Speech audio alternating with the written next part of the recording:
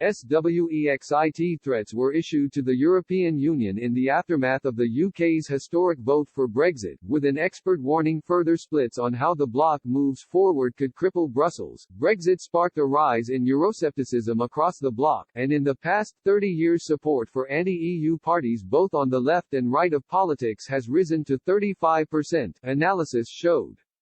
Among the reasons for Britain deciding to free itself of Brussels was its desire to take back control of its laws, waters and trade.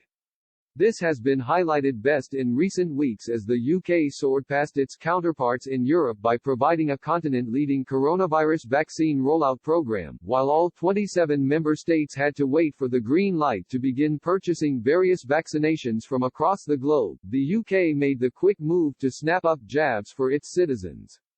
So far more than 20 million Britons have been vaccinated, at a rate of 31.2 people per 100 citizens. The rate in the EU stands at 7.6 jabs administered per 100 people.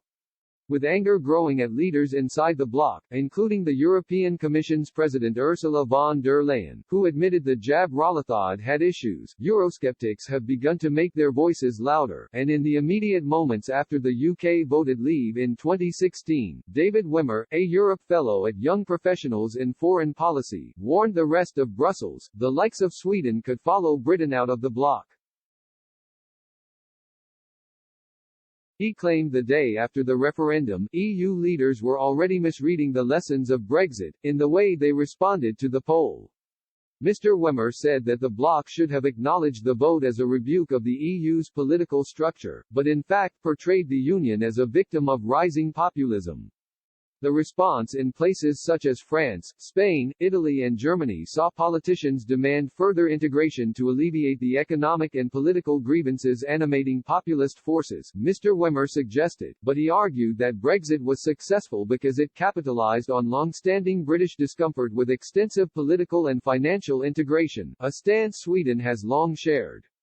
He added, further integration may save the project of transnationalism, but it would do so only at the expense of excluding members like Sweden and would doom the idea of European unity to a handful of core nations.